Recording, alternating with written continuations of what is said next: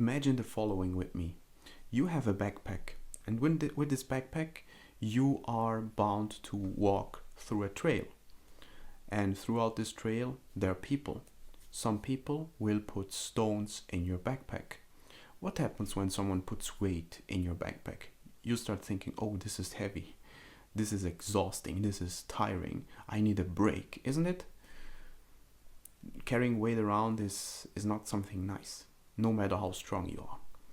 However, there are also people throughout this path, throughout this trail, who will be taking some stones and putting them out of your backpack, taking them out of your backpack, and even give you water to refresh yourself so you can go wherever you need to go to. This trail, my friend, this is life. I've learned something very important about life. You will leave something at each person you meet. What do I mean by that? We all have seeds. We carry seeds around with us, and depending on how you decide, you can leave a good seed at someone's life or a bad seed at someone's life. You can be a difficult person. You can make their life hard. You can be unfair, unjust, or you can be a blessing. You can be nice. You can be someone who has had a good impact in that person's life. It's up to you to make that decision. Unfortunately, we all will meet people in our life who are of the first type, who are negative, who will put stones in our backpack. And there are things in life which maybe you have lived, which are hard to forget. Sometimes it's hard to move on after being betrayed, backstabbed, being lied to, or maybe someone has taken advantage of you, or maybe several people have taken advantage of you. Maybe you've lost people who you thought were friends. God knows what has happened. And sometimes it's just hard to move on, isn't it? Because maybe you've heard from many others out there, you need to forget, you need to move on. There are things which are so intense that it's impossible to forget them. And today I want to tell you, God doesn't need you to forget everything bad you have lived. He just needs you to move on. And there is a wonderful example in the Bible, the story of Joseph.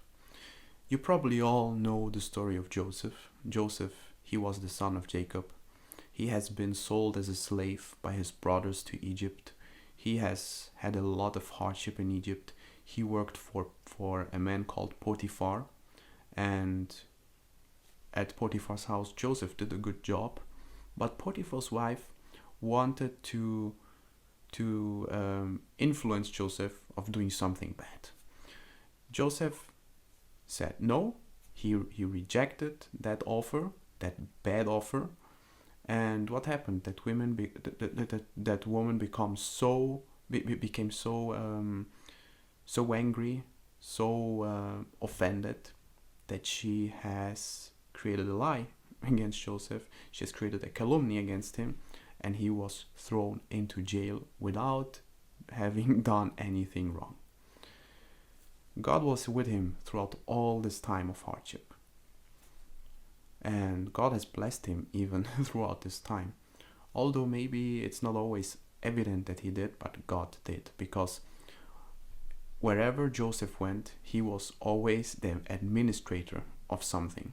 That's incredible. That was God's sign that God was with Joseph.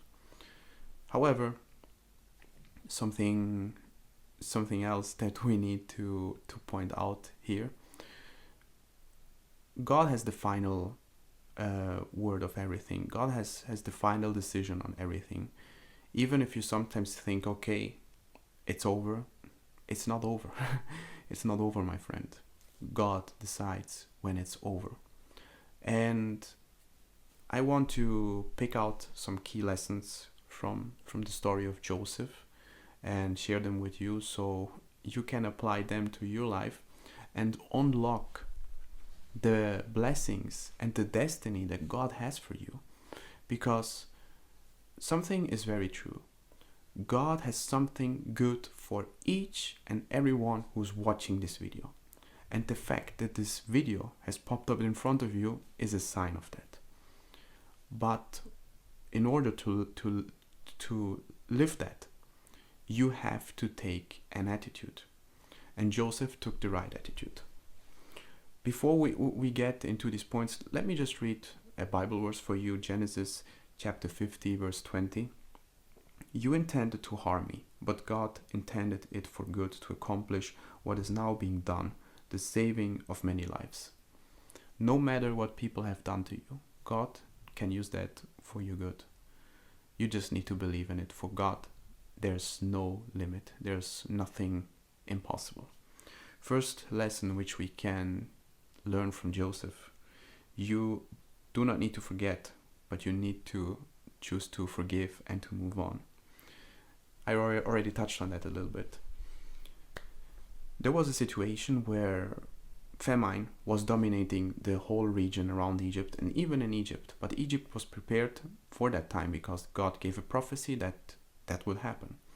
And God used that situation so Joseph can meet his brothers and reveal himself to his brothers.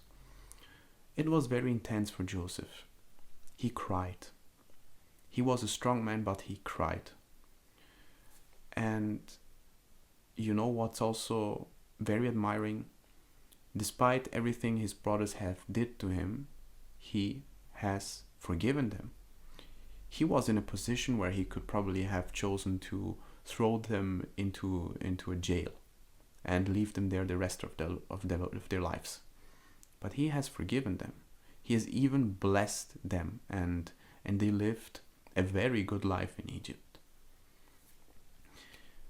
That's something we can learn from Joseph. You need to forgive. You do not need to seek revenge. You do not need to do something to defend yourself. Let God defend yourself. Let Him do it. And just move on. I know it's hard to forgive. You don't need to, you need to forgive, but you do not need to forget. Forgive. That's my advice to you. Forgive. For forgetting can be too hard, but forgive. And move on. That's what Joseph did. You really think that for Joseph it was relevant what happened in the past when God, or after God has blessed him? No, it was not relevant anymore. Because God used the bad for good. God can do the same in your life. Things which you have lived, which were difficult, they cannot be relevant anymore in the future if you allow God to work in your life. But for that, you need to have the same attitude Joseph had. Second lesson we can learn from Joseph: the past does not define your future. God has a new path for you. That's exactly what I said. It was not relevant anymore. It was simply just not relevant. God has something new for you. He has something good for you. Even if you have lived 1,000 of deceptions and disappointments and betrayals, doesn't matter. God has something new for you. God has something good for you. The only thing you need to do to access that is keep praying, keep honoring the Lord, keep respecting His principles, keep doing what is right, even if no one is watching you, and keep planting good seeds at people's lives, like Joseph did. Joseph planted good seeds in the life of his brothers. His brothers were blessed through him. But, of course, they did not do the same to him. But only because people decide to be bad to us doesn't mean that we need to be bad to everyone else. We shouldn't. We shouldn't be bad. We should be a blessing. God has called us to be a blessing. As we have heard in the beginning, you intended to harm me, but God intended it for good, to accomplish what is now being done, the saving of many lives. I keep that with you.